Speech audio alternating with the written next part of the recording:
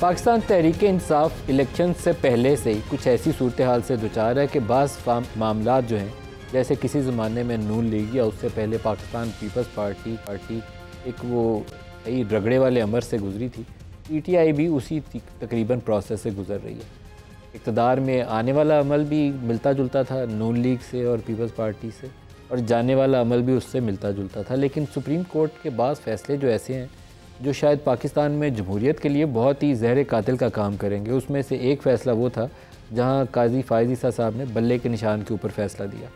گو بعد ازاں سارا کچھ ہونے کے بعد الیکشن بھی ہو گئے، اسمبلیاں بن گئی، جب ممبرز کا شور شرابہ آیا اور دوبارہ کیس سپریم کورٹ تک پہنچا تو انہوں نے کہا میں نے تو یہ کہا ہی نہیں تھا کہ بلے کا نشان واپس لے لو، لیکن اس تمام عرصہ وہ خاموش رہے۔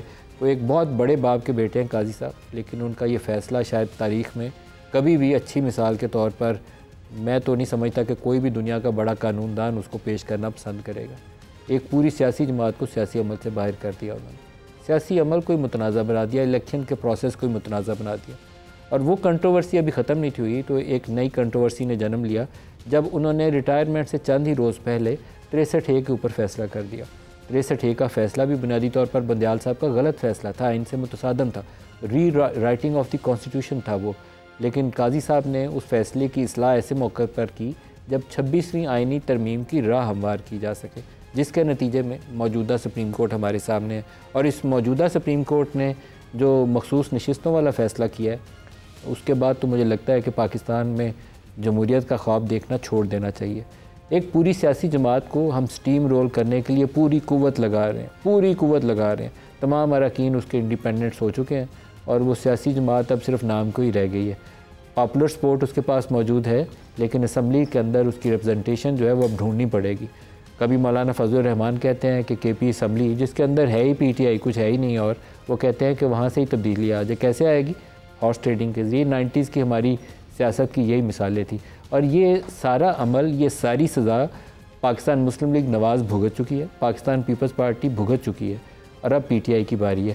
تو کیا یہ مناسب نہیں ہے کہ یہ سیاسی جماعتیں خود سے اس سے سبق سیکھتے ہوئے پاکستان کی اصلاح کے لیے، جمہوری عمل کی بہتری کے لیے آپس میں ہاتھ ملا کر بہتری کا کوئی راستہ چنیں اور اس کی طرف بڑھ جائیں؟ لیکن ایسا دور دور تک نظر نہیں آتا۔ کیوں نظر نہیں آتا؟ اس میں ہمارے رویے ہیں، ہماری ایگوز ہیں، ہماری لڑائیاں ہیں۔ ہم سمجھتے ہیں کہ ہم یہ کر گزریں گے تو یہ ہو جائے گا، یہ کر گزریں گے تو یہ ہو جائے گا، ہوتا نہیں ہے۔ سیاست میں ایک سیاسی عمل ہے جو راستہ نکال سکتا ہے، ہٹ درمی نہیں نکال سکتی۔ تو آج کے پروگرام میں جو ہمارے ساتھ مہمان شخصیات ہیں ان سے انہی موضوعات کے اوپر سوال کریں گے۔ پروگرام کے آغاز میں ہمارے ساتھ ہیں پاکستان تحریک انصاف کے سیکرٹری جنرل سلم راجہ صاحب۔ راجہ صاحب، پروگرام میں آپ کو خوش آمدید کہتا ہوں۔ سب سے پہلے تو اپنی احتجاجی تحریک کا ہی بتا دیجئے کہ وہ کب شروع ہونی ہے، کیا اس کی شکل ہوگی، وہ 5 اگست کب آنی ہے یا کب شروع ہونی ہے، یہ بھی بتا دیجئے گا۔ دیکھیں ندیم صاحب، جیسا کہ آپ نے بیان کیا، ہم اپنی تاریخ کے ایک انتہائی تاریک دور سے گزر رہے ہیں، اور اس دور میں آواز بلند کرنا، اکٹھے آواز بلند کرنا، سڑک پہ چلنا، جو ہمارے بنیادی آئینی حقوق ہیں، آرٹیکل 15، آرٹیکل 17، آرٹیکل 19، اب ہم پہ فرض ہو چکا ہے۔ تو یہ ایک عمل ہے جس کو ہم بالکل جاری کرنا چاہتے ہیں۔ ہمیں نظر یہ آتا ہے کہ عدالتوں سے اب کوئی انصاف کی توقع رکھنا بے سود ہے۔ ہم یہ سمجھتے ہیں کہ پورے نظام کو اب ایک آلائے جرم بنا دیا گیا ہے، آئین کے خلاف، جمہوریت کے خلاف، پاکستان کی عوام کی آواز کے خلاف۔ تو پاکستان کی عوام نے یہ فیصلہ کرنا ہے، آپ نے، میں نے یہ فیصلہ کرنا ہے کہ کیا ہم نے اس جبر کے تحت زندگی گزارنی ہے، جھوٹ اور فریب کے تحت زندگی گزارنی ہے، یا ہم نے اپنی آواز کو بلند کرنا ہے۔ پاکستان کے ہر خطے میں ہم سمجھتے ہیں اس وقت ظلم برپا ہے، ہر خطے میں لوگوں کو نکلنا چاہیے، آواز بلند کرنی چاہیے، اور آئین اور قانون کے مطابق۔ دیکھیں، ہماری پوری جو تحریک آزادی تھی وہ سڑک پہ لڑی گئی، وہ ایوانوں میں بھی لڑی گئی، وہ تقریر کے ذریعے لڑی گئی، وہ چلنے کے ذریعے لڑی گئی، وہ گاندھی جی کی سیاست ہو یا قائد اعظم کی سیاست ہو۔ سیاست بند کمروں میں نہیں ہوتی، سیاست عوام کے بیچ کھڑے ہو کر ہوتی ہے، اور وہ حقوق جو انگریز نے ہمیں دیے، انگریز سامراج نے دیے، آج وہ ہمیں پاکستان میں نظر نہیں آتے۔ سڑک پر چلنے کی صورت میں آپ پہ جھوٹی FIRیں کاٹی جاتی ہیں، مارا پیٹا جاتا ہے، گولی چلتی ہے۔ ایسی چیز شاید کئی 100 سالوں بعد پاکستان یا اس خطے میں میں اب ہمیں نظر آ رہی ہے اس قسم کی بربریت. ایکشن ری پلے ہے سر, پاکستان کی عوام کو آواز دیتے ہیں. ایکشن ری پلے ہے, ایکشن ری پلے ہے. آپ پی ٹی آئی کے دور میں جو ایف آئی آر کاٹی تھی, مجھے یاد پڑتا ہے کہ وہ آزاد کشمیر کے صدر سمیت ایک پروٹیسٹ کال میں نون لیگ کی ساری قیادت کے اوپر وہ بغاوت کی ایف آئی آر کاٹ دی تھی. تو اچھی مثال وہ بھی نہیں تھی, اچھی مثال یہ بھی. دیکھیں یہ عمل ہوتا رہا ہے, بالکل نہیں تھی. دیکھیں یہ 80 کی دہائی میں پیپلز پارٹی کے خلاف ہوا, یہ 90 کے الیکشن کو لوٹا گیا جس کے حوالے سے اصغر خان صاحب نے مقدمہ دائر کیا. میں اصغر خان صاحب کا وکیل تھا. ہم نے پیپلز پارٹی کے حق کے لیے سالہ سال جد و جہد کی کہ یہ الیکشن نہیں لوٹے جانے چاہیے, آئندہ یہ نہیں ہونا چاہیے. لیکن اس وقت ہمیں نظر یہ آتا ہے کہ ہم ایک انچ بھی آگے نہیں بڑھ سکے. پاکستان اسی گرداب میں پھنسا ہوا ہے, اسی تاریکی میں ڈوبا ہوا ہے جو 50 کی دہائی سے ہم پر مسلط ہے. تو ہم سب کو, میں سمجھتا ہوں آپ نے ٹھیک کہا, کہ ایک نئی شروعات کی کوشش کرنی چاہیے, آگے بڑھنے کی کوشش کرنی چاہیے. اس کے لیے ہمیں ایک دوسرے کا ساتھ بھی دینا چاہیے. پاکستان کی عوام کو ہمیں پکارنا ہوگا, ورنہ کوئی بات سننے کو تیار نہیں ہے. ہم تو چاہتے ہیں کہ آگے تو آپ بڑھ نہیں رہے, آپ کی جماعت کے اندر ان فائٹنگ ہے اور آپ ایک دوسرے سے برسرے پیکار ہیں. پارٹی کے اندر ہی, باہر تو آپ نے چلو توازمائی کرنی ہے, پارٹی کے اندر بہت ان فائٹنگ ہے اور ہر شخص دوسرے کی طرف انگلی اٹھاتا ہے, ہر شخص پوری پارٹی میں. اس سے میرا نہیں خیال, میں عرض کروں, دیکھیں اس سے تھوڑی سی مایوسی پیدا ہوتی ہے, لیکن بالآخر پاکستان کی عوام جو ہے وہ ایک نظریے کے ساتھ میں سمجھتا ہوں جڑ چکی ہے, اور وہ نظریہ یہی ہے کہ ہم نے انسانوں کو حقیر نہیں سمجھنا. جب آپ ووٹ کو چراتے ہیں تو آپ انسانوں کو حقیر سمجھتے ہیں, ان کی سر آپ میرے سوال سے, یہ بڑے معاملات, آپ میرے سوال سے جان چھڑا رہے ہیں. یہ آپ کی جماعت کے اندر جو ان فائٹنگ ہے وہ آپ کی کاز کو ڈیمیج کر رہی ہے اور آپ اس ان فائٹنگ سے پیچھے نہیں ہٹ رہے ہیں. آپ کی پوری قیادت ایک دوسرے کی طرف انگلی اٹھاتی ہے.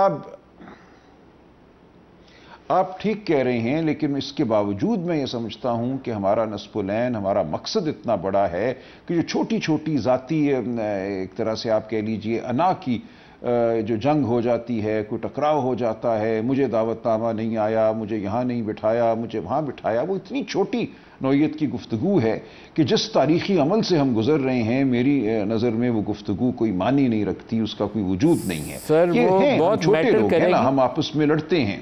ہاں یہ بات آپ نے صحیح کہی ہے کہ ہم چھوٹے لوگ ہیں, آپس میں لڑتے ہیں, یہ بات آپ کی ٹھیک ہے. لیکن میں آپ کو ایک سٹیٹمنٹ سناتا ہوں. علی امین گنڈا پور صاحب کیا کہہ رہے ہیں اور آپ کی نے کیا کہا تھا اور باقی قیادت نے کیا کہا تھا اور عالیہ نے کیا کہا تھا. علی امین اس کے جواب میں کیا کہہ رہے ہیں, دکھائیے گا. سن لو ریاست کے ٹھیکیداروں کہ آج سے 90 دن شروع ہو گئے ہیں, اور 90 دن کے بعد 91 دن یا تو ہم نہیں یا پھر تم نہیں, یا تو ہم نہیں یا پھر تم نہیں. وہ شخص وہ آدمی کہتا ہے کہ پاکستان کے لیے میں مذاکرات کے لیے تیار ہوں. تم نے ہمارے اوپر ٹھیک ٹھاک جبر کیا ہے, ہم تو برداشت کر گئے, پھر ممی ڈیڈی سے برداشت نہ کر سکے. عمران خان نے 5 اگست کی کال دی تھی, لیکن آپ 90 دن کی آگے بات کر رہے ہیں. کارکن یہ کہہ رہے ہیں کہ آپ اس وقت کارکنوں کو گمراہ کر رہے ہیں. عمران خان نے کہا 5 اگست تک پیک پہ لے کے جائیں, اس پہ ہم نے کام شروع کر دیا ہے. 5 اگست تک وہ پیک پہ جائے گی, جتنی پیک پہ ہم نے جا سکتے ہیں ہم نے کامیابی دیں انشاءاللہ, سب ہماری مدد کریں گے اس میں, کیونکہ یہ جنگ پاکستان کی. اور باقی تو جو بیانات آئے, لیکن شیخ وقاص اکرم صاحب کی جو آڈیو لیک آئی, اس نے تو اس کے اوپر جلتی پہ تیل والا کام کر دیا. وہ بھی دکھا دیں. میرا جو آپ کو میسج تھا اس کو سیاق و سباق کے بغیر آپ نے میڈیا کو فیڈ کیا ہے. دس از آؤٹریجس.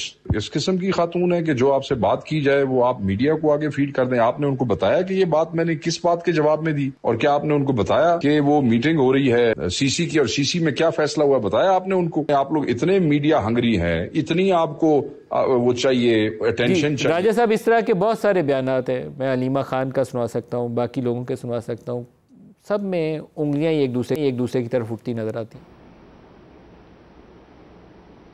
یہ درست ہے. دیکھیں عمران خان صاحب کا جو فیصلہ ہے وہ بالکل واضح ہے. انہوں نے 5 اگست کو تحریک کے نقطۂ عروج سے جوڑا ہے, اور یہ بالکل واضح بات ہے. 90 دن کی بات علی امین صاحب نے کی, یہ ان کی اپنی رائے ہے. اس حوالے سے پارٹی میں کوئی مشاورت نہیں ہوئی, یہ پارٹی کا فیصلہ نہیں ہے. تو اس حوالے سے بالکل وضاحت ہونی چاہیے.